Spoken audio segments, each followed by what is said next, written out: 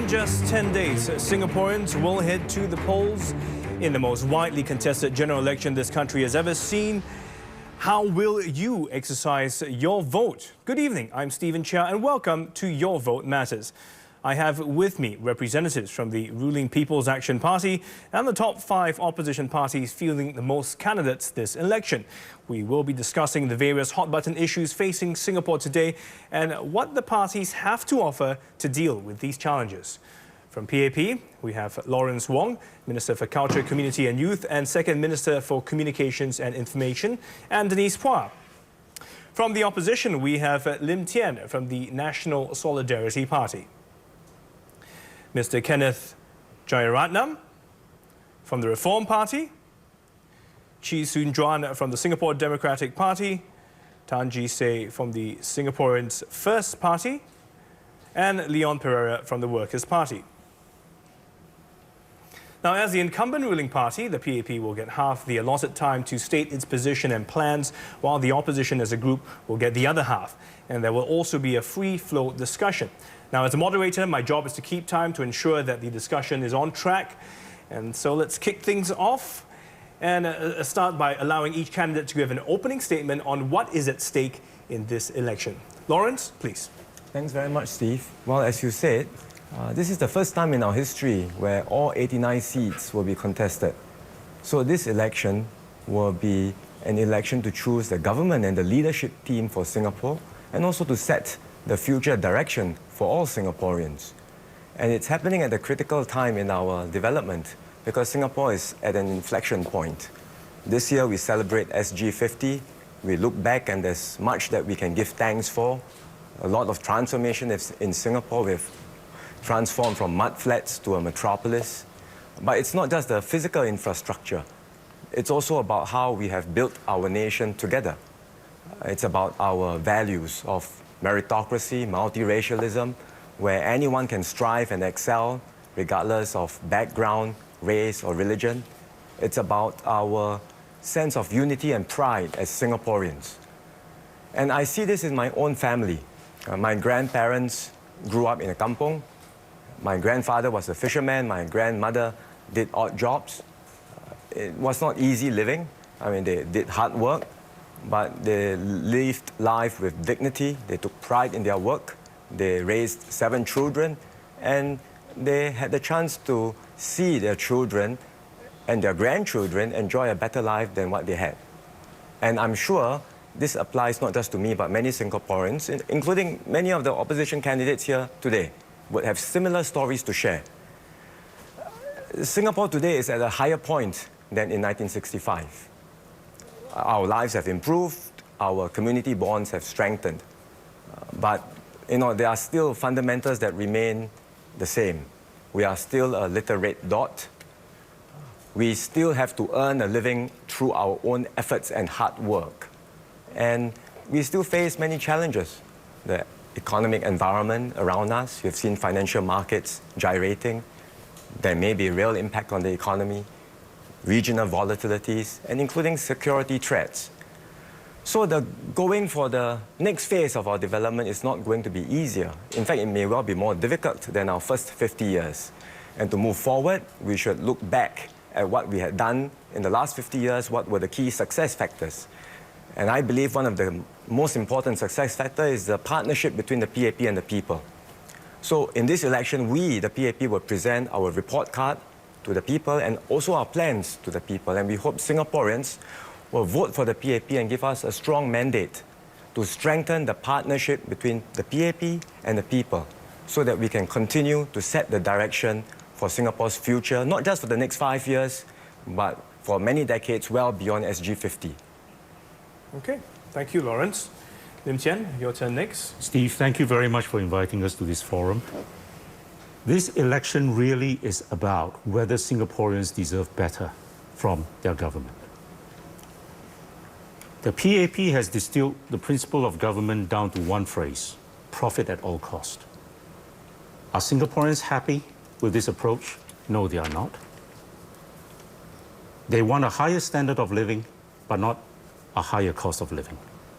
And in the last 4 years, the standard of living certainly has not improved. They want their government to do more to help that Singaporean keep his job than to help that foreigner find a job. They want their government to help that Singaporean mother and father to put their own child through university rather than to help that foreign family put their child through our university. They want our government to keep its promise to return their CPF personal life savings, which is a promise that this government has broken. All right, Lim Chien, thank you. Your time is up. Kenneth, it's your turn next. Your time begins now. Yeah. Why are the PAP calling this election a year early? What's the reason that PAP are cashing in on the sympathy vote in SG50? It's because they know that their policies have failed. They have failed to raise our living standards. They have no idea of what to do next. They are hoping that this sympathy vote will work for them. But in fact, they only have a simple model, bringing in more workers, generating economic growth, and they're not sharing that with Singaporeans. We're seeing the increasing population depressing our real wages, and the benefits of that not being shared. A 30 billion Reform Party wants to see that is shared with Singaporeans. All right, Kenneth, thank you. Soon Juan, your turn next. I think Singaporeans are beyond the question of whether they want to see more opposition in Parliament or not. I think they overwhelmingly indicate that they want to see more opposition in Parliament. The question, I think, Singaporeans repeatedly have indicated to us is what kind of an opposition that they want in Parliament. And repeatedly they've told us they want to see more constructive and more competent opposition. And that's why the SDP in the last few years have worked so hard to come up with a set of comprehensive policies on areas in housing, on education, on population, and all this can be read on our website, ursdp.org. We do this for one reason, because we want Singaporeans to vote, give Singaporeans a reason to vote, not just vote for the SDP, I beg your pardon, to vote for the SDP, not just against the PAP. Thank you. Jise, it's your turn. Thanks, Steve.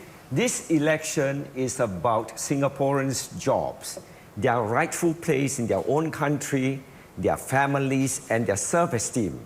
Singaporeans are unhappy. They work the longest hours, but their wages have stagnated. The stress level is high. The fundamental cause is the huge influx of foreign workers. This is the direct result of the government's immigration policy, which has divided Singaporeans by pitting citizens against their employers and citizens. This huge influx of foreign workers has broken up families, taken away jobs and space from Singaporeans, and shattered their self-esteem. Our party has a socio-economic policy to help Singaporeans cope, a safety net for poor and struggling middle-class families, and a social investment program to provide jobs. Sorry, your time is up, Jise. Leon, I'd like to hear from you. I'd like to start by thanking the members of the PAP who are here for the PAP's contributions to Singapore. And thank you to the other parties as well. Since the 2011 elections, the government has made major and good policy shifts and U-turns, such as MediShield Life, the Silver Support Package, and huge state funding into our buses and trains. This is not to the credit of the Workers' Party, but thanks to the confidence of Singaporeans to vote for change. The Workers' Party's 9 MPs in Parliament supported these changes when they moved in the right direction, even when we felt that they did not go far enough. We were not obstructionist. In this election, the choice is whether we want to empower Singaporeans to drive the country in the direction that we as a people want to go. The WP's GE 2015 manifesto has over 130 policy recommendations for fostering economic security and institutional reform, so as to build confidence among Singaporeans, the confidence to take risks in career choices, to start a business, to innovate, and to express their political aspirations. All right, thank you, Leon. And Denise, your comment. First, I want to thank the Workers' Party for recognizing the People's Action Party's achievements in terms of Pioneer Generation packages, workfare, and so forth. So thank you very much. But this election is about presenting the report card, not just of the PAP, but also the other political parties in Parliament, outside Parliament. And it's also about electing a government. For the first time since independence, 89 seats are being contested. There's no by-election effect, and we are all going into this election electing a government. And if we elect a government that is not ready nor equipped to run the country, then I think we are in trouble. This election is also about securing Singapore's future and asking Singapore to come and share the vision and come and realize the vision that we have, the party has with Singaporeans. We want to enable every Singaporean to maximize their potential, regardless of where their starting points in life are. We want to equip them, we want to invest them, think about the skills future, for example. We want to make sure that, the definition of success is no more just academics, but really wherever we are in life, regardless of where we come from, where we study, we can be equipped, we can deepen our skills, we can master our skills, and we can be considered not obsolete, ever not obsolete, and be relevant. We want to make sure that no one will be left behind. We want to stretch further the social safety net. We want to enable that those who are in need, those who are vulnerable, those who are disabled, will always have a chance and a place in Singapore. We want to make sure that the basics that are done quite well will be done even better in terms of housing, transport, healthcare, and so forth. So that's what this election is about for the People's Action Party. And the work is not done. There's unfinished work. And we invite all Singaporeans, let us come and build a stronger Singapore with you, for you, and for our beloved country. Thank you, Denise. All right. Thank you, everyone. Thank you all for sharing and giving us your opening remarks. I'm sure you have a lot more to say, and we will do that in a short while. But it is time for us to take off for a short break now. And when we return, the candidates will be tackling the top 3 questions sent in by viewers over the last few days. So do stay with us. We'll be back shortly.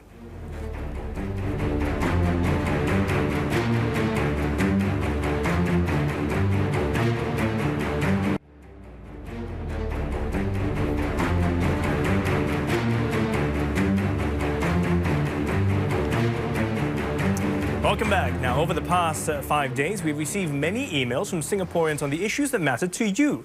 Now, the questions were wide-ranging. We have curated the list, and these are the top 3 issues: the rising cost of living, foreigners and jobs, and the future of Singapore's politics. Now, for this next segment, each of you will take turns to answer the questions within the allotted time, and then we will have a free-flow discussion, which means anyone can speak after that. Now, the first topic has to do with the rising cost of living. Many of our viewers wrote in to express their concern with the rising cost of living. Issues such as healthcare, housing were among them. What is your party's plan to keep the cost of living manageable for the man in the street? Lim Tian, I'm going to start with you, and your time begins now. Steve, this is probably one of the most critical issues in this election. Now, we in the NSP recognize the huge inequality gap in Singapore. It is one of the highest in the world. And we have unveiled a policy to allow every Singapore family that does not live in a private property to purchase a HDB apartment at cost plus, and also another apartment in the resale market. All right, thank you, Lim Tian. Kenneth, your turn next. Yeah, well, it's not really a matter of rising cost of living. It's the fact that wages are not keeping up with inflation. And the reason for that, again, is back to the government's population policies, their open-door policy to depress Singaporeans' wages, the fact that productivity has stagnated. Reform Party wants a cap on the number of foreign workers to be adjusted in line with economic conditions. We want a minimum wage as well. Thank you, Kenneth. Sujuan, your turn. The problem with the rising cost of living, the very high escalation of the cost of living, is this continued bringing in of the super rich into Singapore. And I think that's really pushing up housing prices and then of cars. And then when you get more cars on the road, ERP rates go up. So these are some of the things that we can do to ensure that the cost of living continues to be held at an affordable level. Okay, thank you. And Jise? Yeah, the rising cost of living is due mainly to government policy measures in housing, transport, and education. It has very little to do with imported inflation as in the past. In fact, commodity prices have come down. Oil price is now around $40 to $50, less than half of what it used to be a few years ago. And yet, petrol prices have risen. And that is because the government has taken advantage of this situation to levy the tax, increase the duty on petrol. All right, thank you, GC. Sorry, your time is up. And Leon? Since 2000, rail wages have not grown by as much as in previous decades. More can be done to keep incomes growing faster than costs and to provide for the security of older Singaporeans in retirement. In our manifesto, the Workers' Party has put forward policy recommendations in inflation protecting, the CPF life and silver support payments, lowering BTO flat prices, introducing unemployment insurance, and managing land supply to keep industrial and commercial rental growth at or close to inflation. Thank you, Leon. Lawrence, Denise? I think the role of government is to ensure that all Singaporeans have access to what I call basic essential services like healthcare, housing, schools, transport. And I think the party has tried very hard to make sure that everyone owns a home. I think more than 80% of Singaporeans own their homes. And healthcare, we've recently also just implemented what I'm really supportive of, the MediShield Life, so that whatever conditions you are in, whatever age you are in, you can have universal healthcare coverage. And that really is very important for peace of mind for people who fall ill.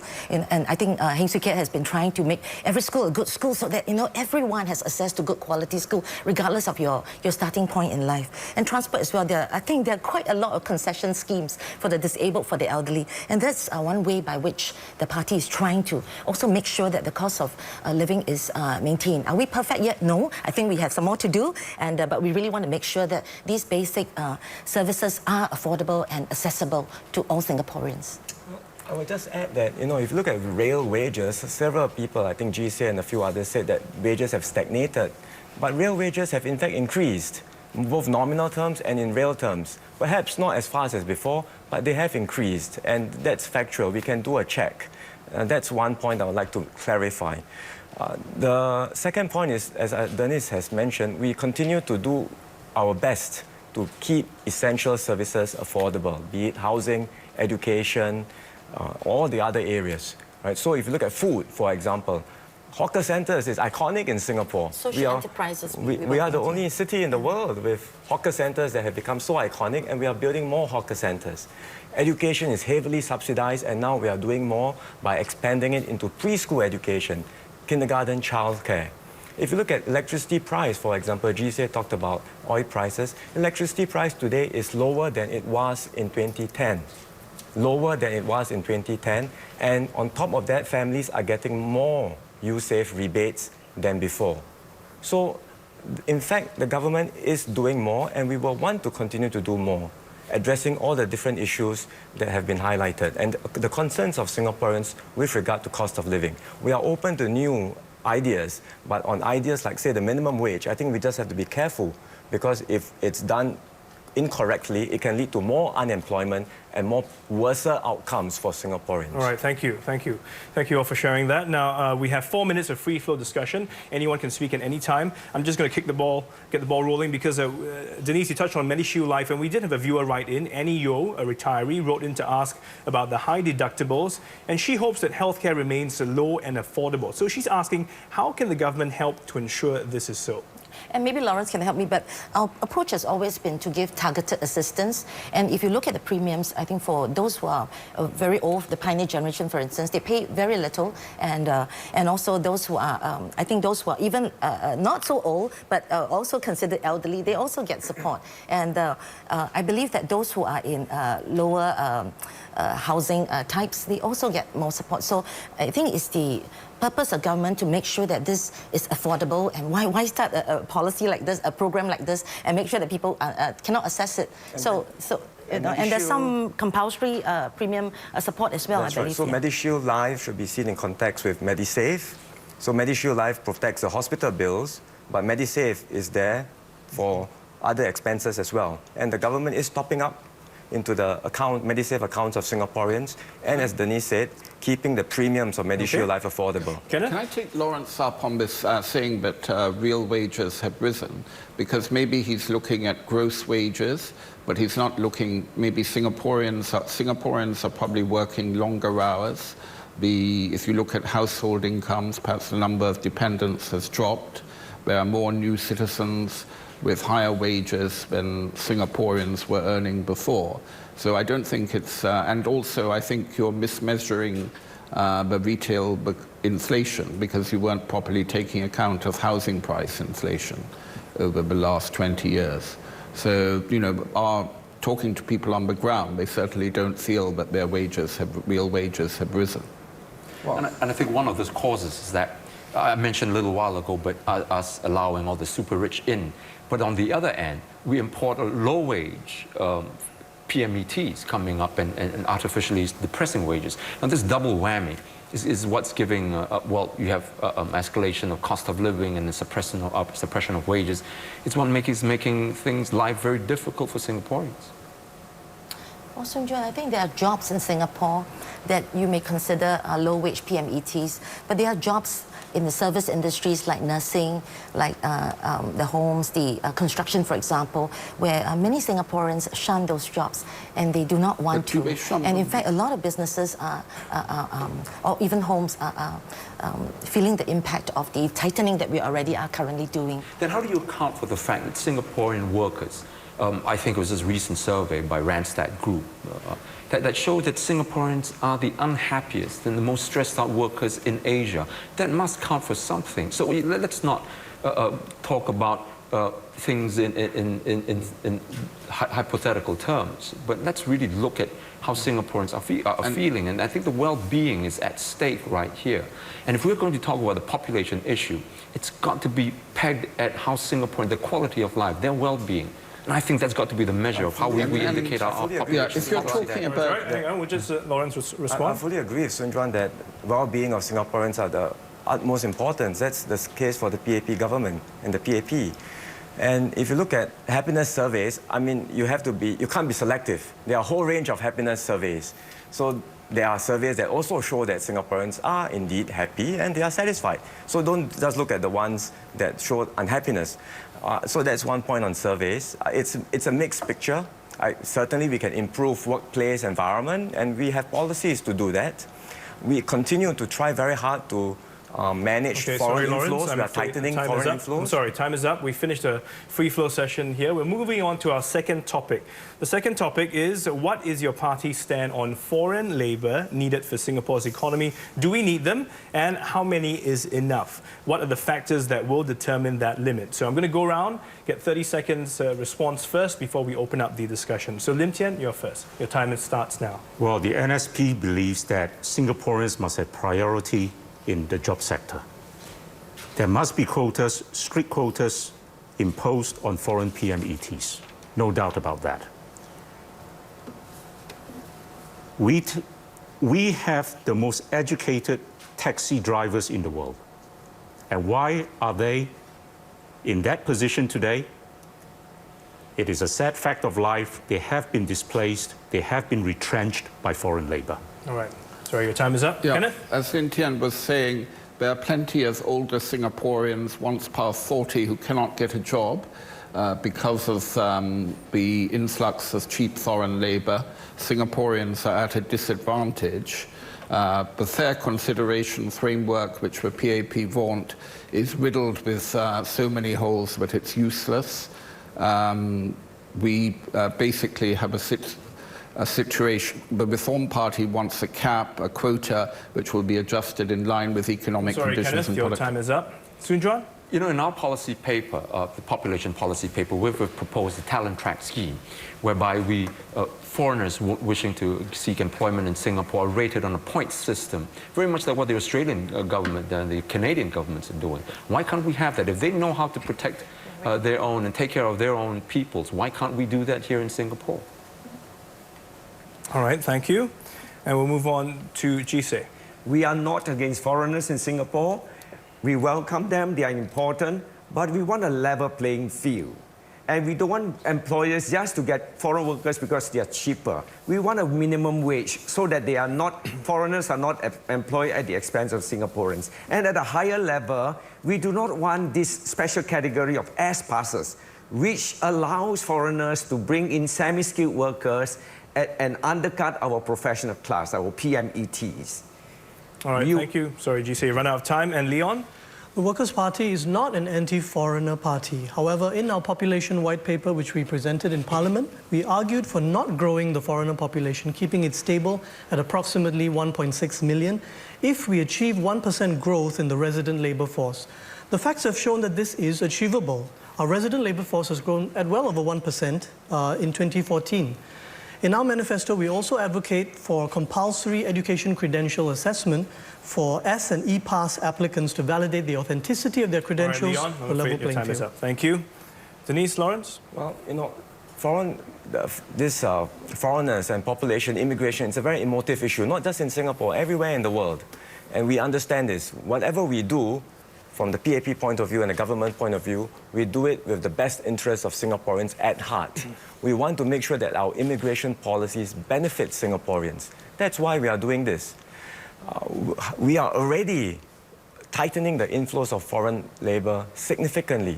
And in fact, the population growth over the past decade is at its lowest.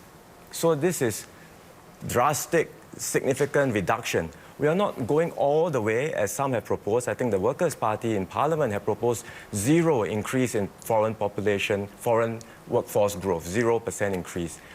That would be a huge jam brake on the economy. It would be harmful. It would be dangerous. I think it will cause Singapore businesses to suffer, Singaporeans to get out of jobs. But we are calibrating and finding a balance very carefully.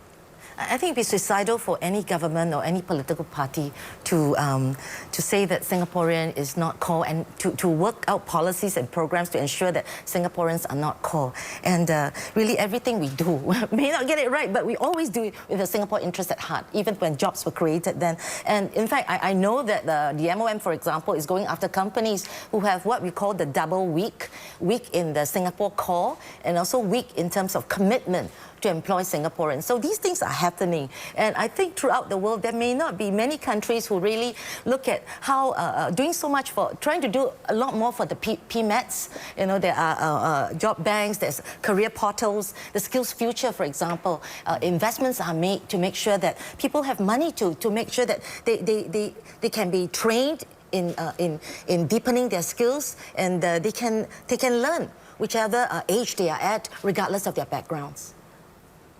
Okay, thank you all. We're going to come to the free flow discussion now for 4 minutes. So we're going to continue on this topic. And again, I'll share a comment or a question, a thought from a viewer who wrote in. Richard Tan says that while Singaporeans understand that we have to welcome foreigners in an open economy, how can we ensure that Singaporeans remain at the core of our workforce, which is just what we were talking about? And what is your party's take on this? So I'm going to turn to this side first. Anyone want to jump in first?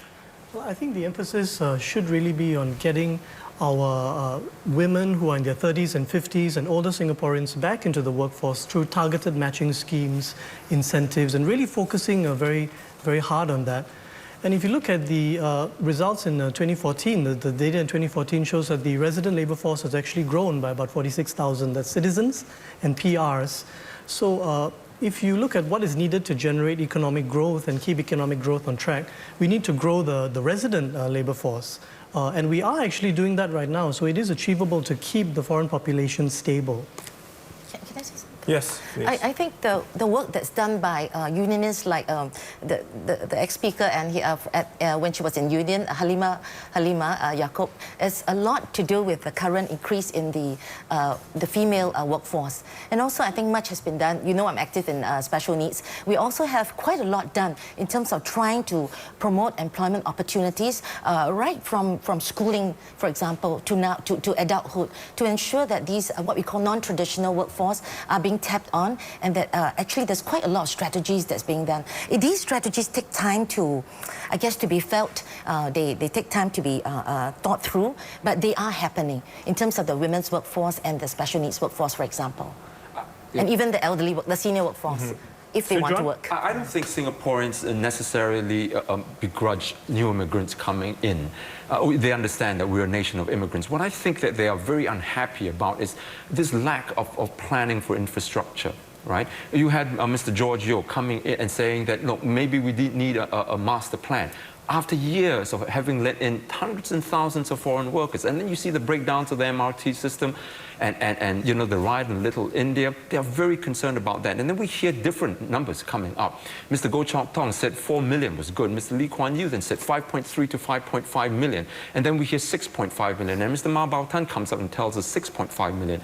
Now, where do you get these numbers from? I think Singaporeans are very worried that the PAP hasn't done its homework in this area. There is I a think backdrop. that, There's a backdrop for an aging workforce that's rapidly aging, and it will reduce the workforce. There's also a backdrop that we have a shrinking population, that there's not enough, we don't replace ourselves fast enough, you know. And so these are all contexts, and there are jobs that, as I've mentioned, that are shunned and that are necessarily done in Singapore. And so these are some of the dimensions that need to be tweaked. Even the Workers' Party didn't get it right when they presented in Parliament. Yes, can I just jump in? Can I just jump in here?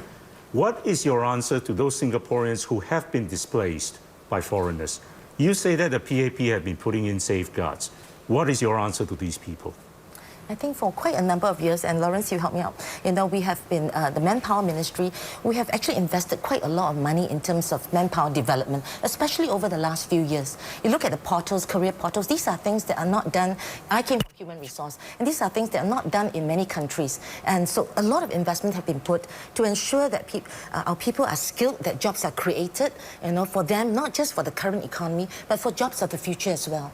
Well, the short answer, Lim Tian, is that it's a significant investment in lifelong learning and skills upgrading, and also helping professionals to get jobs. This is happening already, and now the new initiative that has been put in place is Skills Future, a significant push, as Denise said. I'm sorry, Lawrence, but our time is up. I'm sorry, folks, but we are done with this topic. We have to move on. I just want to remind the folks at home now, as the incumbent ruling party, the PAP will get half the allotted time to share their point of view, while the opposition group will get the other half, just in case of those of you who are just joining us at home now. Let's move on to our third issue, which is about the future of Singapore's politics. Now, you're all here contesting to win, and even if you win all the seats contested for, none of the opposition parties will form the government. So what is your party or your parties hoping to do with the parliamentary seats that you have? And Lim Tian, again, I'm going to start with you. Your time begins now. The NSP wants to provide that robust voice in Parliament, which we believe is lacking at the moment. I was interested to hear the Emeritus Senior Minister say the other day that the PAP could be a self-check by itself. That, to me, is total nonsense. And I think Singaporeans know better. Now, we do not believe we have that robust debate in Parliament now. Sorry, Lim Tian, your time is up. Kenneth, we're moving on to you. Yeah, we are going to push for accountability and transparency from this government. For years, we've been asking questions. We've received no answers about the government finances and discrepancies. Well, the dodging is going to stop when we get into Parliament. This government has a $30 billion surplus per annum. Why is it not sharing part of that with the citizens? All right, thank you, Kenneth. Sujat?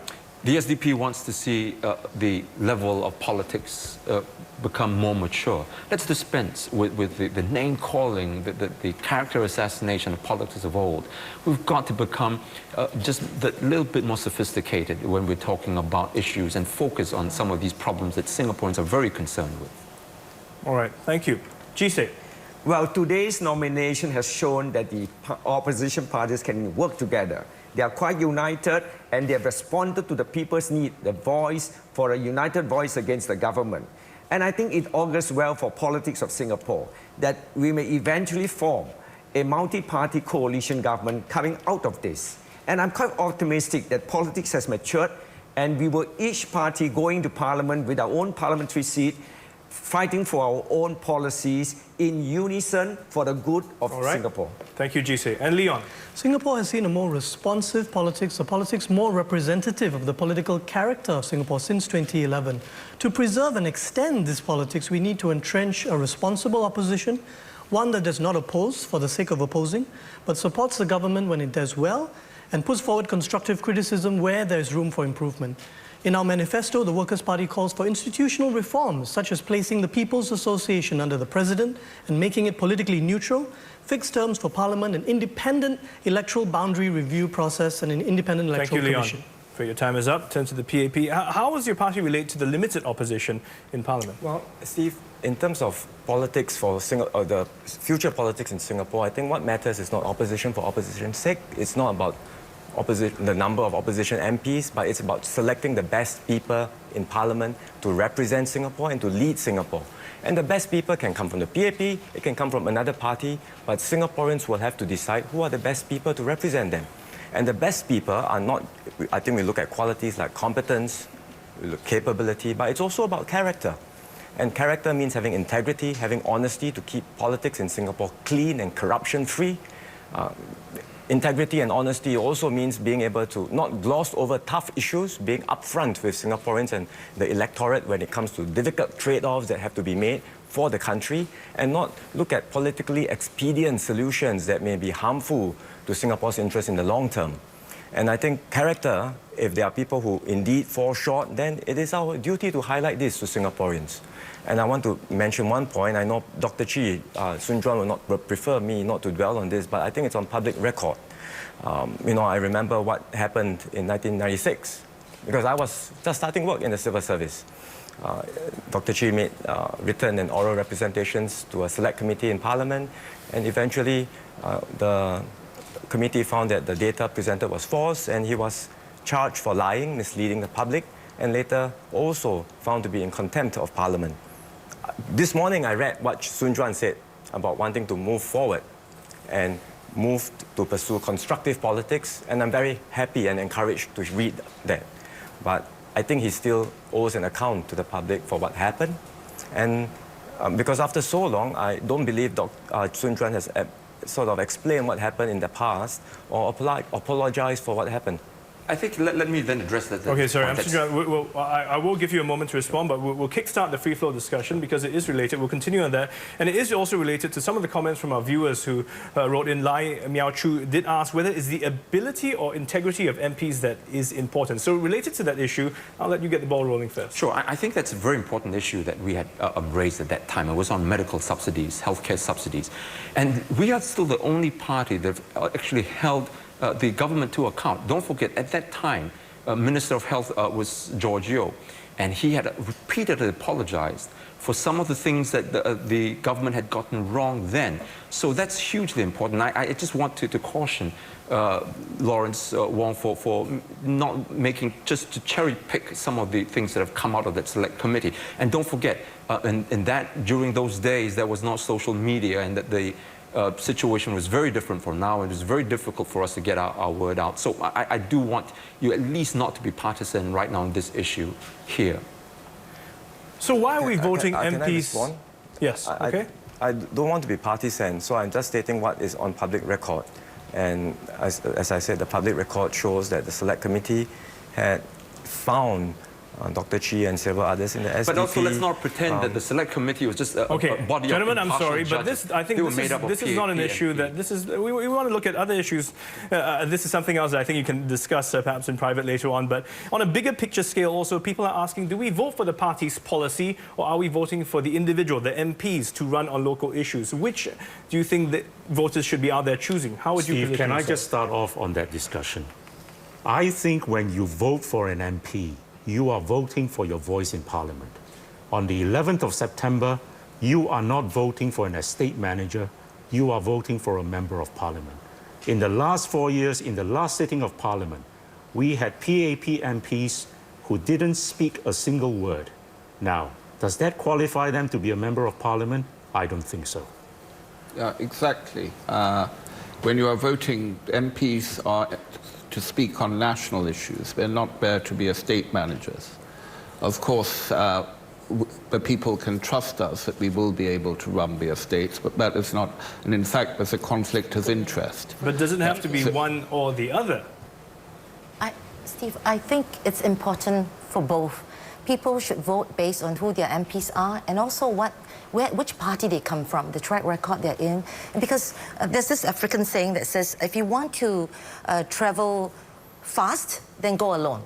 But if you want to travel far, then you need to go together as a team. So I think both are important. The MP himself, himself or herself, represents the needs and the voice of the people he or she represents, but also the party, the philosophy, the fundamental values, the vision, where we're taking the country. I think that's really important as well. So I think both factors are important. I'd like to, if I may just ask a question to the PAP. I congratulate you on your manifesto. It's a very professional manifesto, but I did notice that the emphasis appears to be more on a report card of what the PAP has done in the past and some broad directional thrust for what you intend to do in the future, but not many specific commitments for what the government will do in the next 5-year term.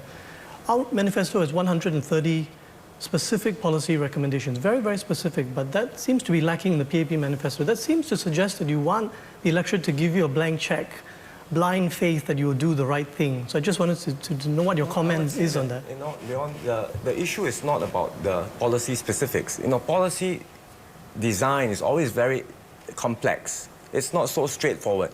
In any policy, there will be winners and there will be losers. In any policy. So designing a policy is not a simple matter of saying, look, I see other countries doing this and let's have it in Singapore. We set up broad strategies, but within these broad strategies, we are always looking at how best to design the policies. Look at the GRC and SMC plans. Well, there are many of them, I'm sorry. many details. I'm sorry, folks, but time is up. Time is up for this But I haven't had a chance to answer your question. Yeah, well, I'm afraid you had to jump in during those 4 minutes there. So our time is up. It is structured, and we've had a very lively discussion. We thank you for that, but we do need to take off for a short break. So do stay with us, or we'll be right back after these messages.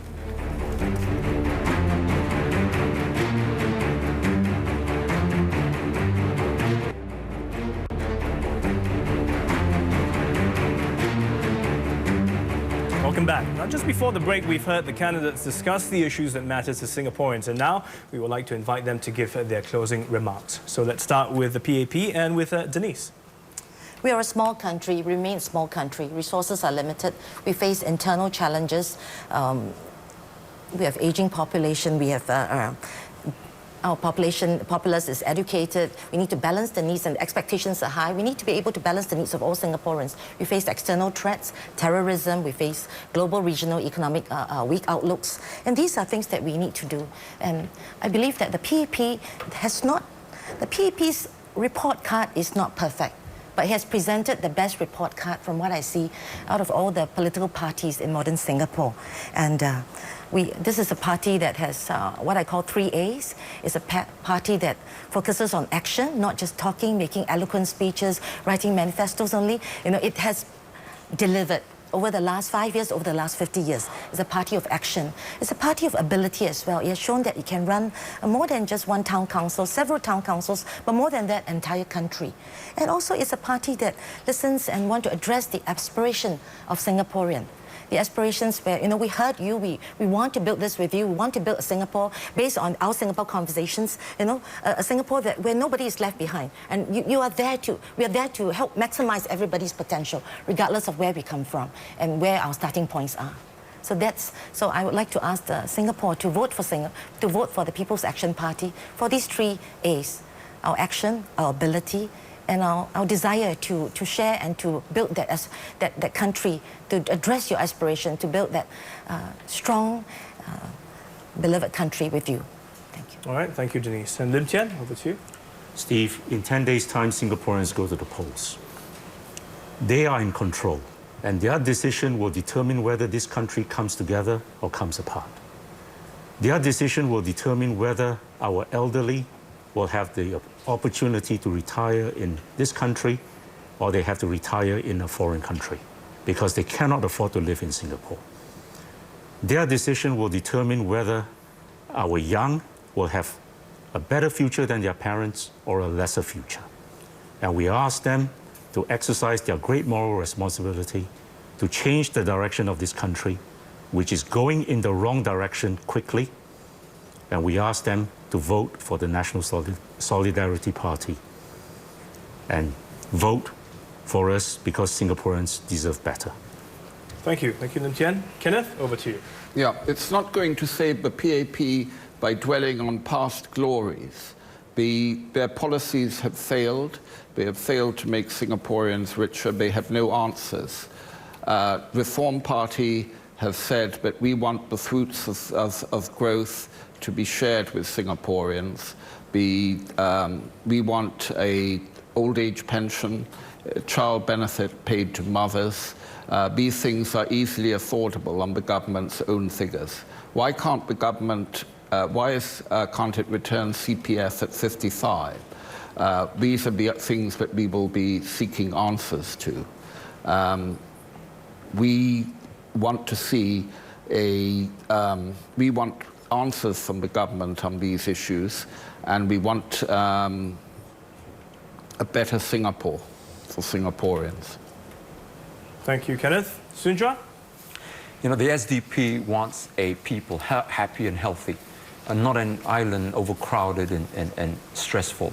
We want affordable housing, not flats where we take an entire lifetime to pay off. We want retirees to live in security and dignity with all their CPF savings, hard-earned CPF savings returned. There are ways, means, ideas that we can come up to help resolve these problems. But this is where it takes a competent, a constructive opposition to do that in Parliament, and we're looking to get the votes of Singaporeans and to support us in this next 9 days. All right, thank you, Sunja. And over to you, Jisei.